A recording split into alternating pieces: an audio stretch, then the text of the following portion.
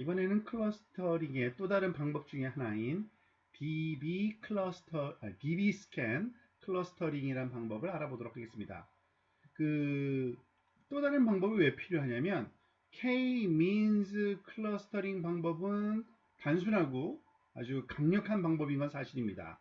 잘 작동되죠. 그런데 문제는 클러스터의 모양이 원형이 아닌 경우에는 잘 동작하지 않는다는 얘기입니다. 왜냐하면 중심점 기준으로 동그랗게 그 주변에 있는 값들을 그 클러스터에 모으기 때문에 그런데요. 그리고 또한 클러스터의 개수도 반드시 사용자가 지정해 주어야 되는 그런 단점이 좀 있다고 할 수 있는데, 그래서 개선된 방법 중에 하나가 바로 DB 스캔이라고 부르는 방법입니다. 이것은 그 알고리즘 약자인데요. Density Based Spatial Clustering of Applications with Noise. 즉, 잡음이 있을 경우에 그 밀도에 기초한 공간 그 군집화, 뭐 이런 식으로 우리가 해석할 수 있겠죠. 즉, 밀도에 근접해 있다는 것은 밀도에 기초한다는 것은 데이터들이 얼마만큼 밀집되어 있는지, 밀집도에 따라서 그 클러스터링을 만들어 간다는 건데, 그 설명을 좀 들어보면 이제 알 수 있습니다. 즉, 그 밀도를 이용하기 때문에 클러스터의 형태는 구애받지 않습니다. 즉, 원형이 아니라도 상관없고요. 또한 클러스터의 개수 또한 지정할 필요가 없습니다. 그냥 그 밀집되어 있는 거를 하나의 클러스터로 보기 때문에 그렇고요. 이 DB 스캔 방법에서는요, 그 초기 데이터로부터 근접한 데이터를 찾아가는 방법으로 클러스터를 점점 확장해 나간다 하고 생각하시면 됩니다. 그런데 중요한 것 중에 하나는 인수를 정확하게 우리가 적절하게 줘야 됩니다. 그 DB 스캔에서 필요로 하는 인수는 두 개인데요. 엡실론이라는 값. 엡실론이라는 값은 그 데이터들이 떨어져 있는 정도, 그것이 어느 정도까지 떨어져 있는 것을 이웃, 같이 하나의 클러스터를 보겠느냐, 즉 근접도의 그 길이를 얘기하는 거고요. 거리를. 또 하나, 최소 데이터 개수, 밀집 지역으로 하려면은 이웃하고 있는 그 데이터 개수가 최소한도 몇 개는 있어야지 하나의 클러스터를 잡을지, 그 두 가지의 값을 요구합니다. 그래서 만약 엡실론 거리 안에 그 이웃 영역 안에 최소 데이터 개수 이상의 데이터가 있으면 그 데이터를 핵심 코어 데이터가 되는 거고요.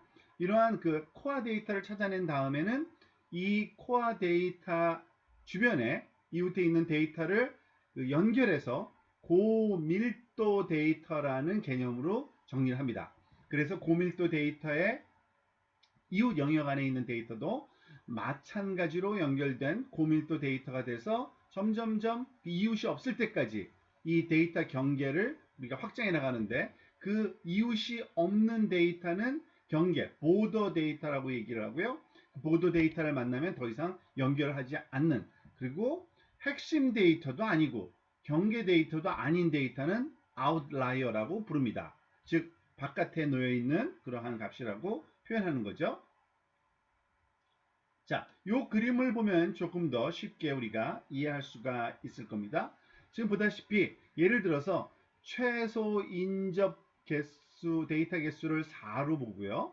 그리고 뭐 길이를 엡실론을 요만큼으로 본 겁니다. 엡실론의 길이를 한 요 정도 되게끔 우리가 봤을 때 이 그러니까 파랑색은 그 노이즈 데이터고요. 노란색은 보더 데이터고요. 빨간색은 코어 데이터입니다.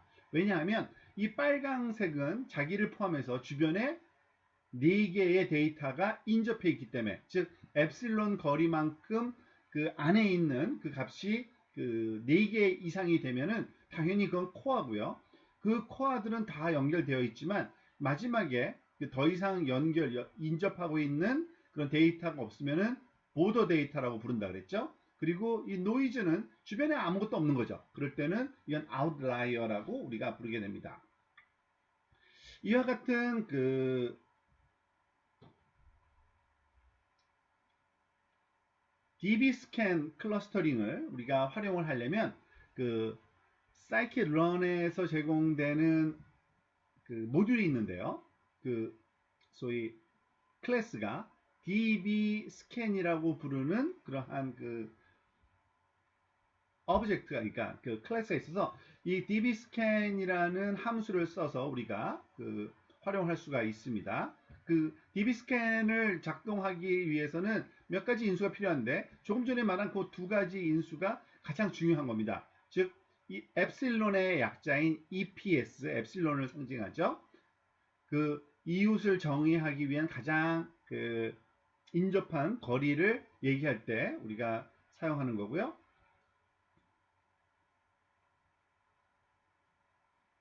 그 다음에 미니멈 샘플즈는 핵심 데이터라는 코어 데이터라는 것을 정의하기 위해서 필요한 최소한의 데이터 개수를 얘기한다고 보시면 되겠습니다. 클러스터링이 완료가 된다면 그 다음과 같은 속성을 그 내부에 갖게 되는데요.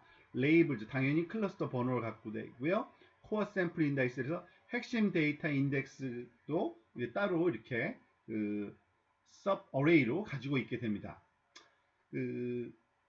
이와 같은 실험을 소위 dbScan이 작동되는 것을 보여주기, 데몬스트레이션 하기 위한 특별한 데이터셋을 만들 필요가 있어서 활용하고 있는 게 지금 요건데요.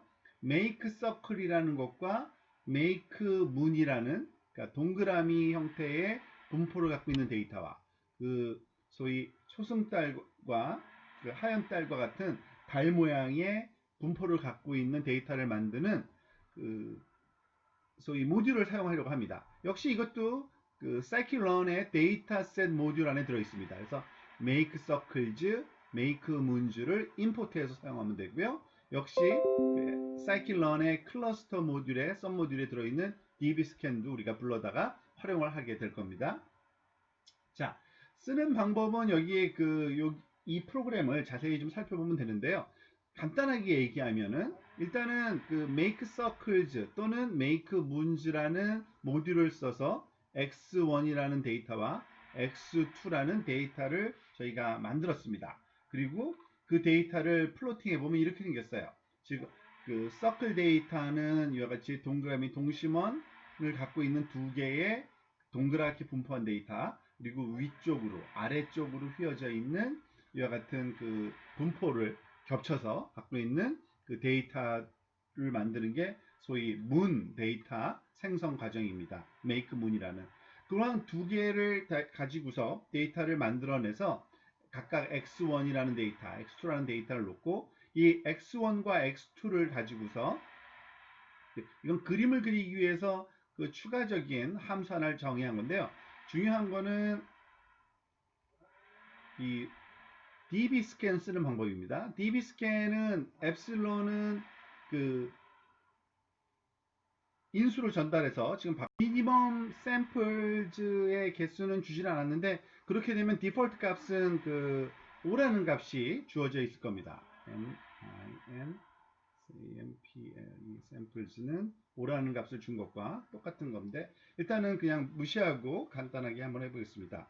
그리고 그 만든 모델 오브젝트 그 인스턴스를 가지고 fit predict 마찬가지로 똑같이 클러스터링 주어진 데이터 x에 대해서 적용하면은 이제 클러스터링 된 이후에 그 결과를 그 y pred라는 곳에 갖고 있게 되고, 그것을 가지고서 지금 적절한 그 컬러 코딩과 그리고 그림을 보여주고 있는 건 이 아래쪽에 있는데, 생각보다 굉장히 뭐 잘 만들고 있죠.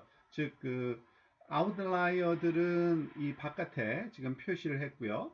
그리고 여기에 있는 그 노란색으로 된 것이 한 그룹, 그리고 그 초록색으로 된 것이 한 그룹인데, 그 진한 색깔로 표현된 것들은 코어 데이터고, 흐린 색깔은 그 엣지에 있는 모더 데이터에 해당돼서 역시 두 개 그룹이 잘 나누어지는 것을 알 수가 있습니다.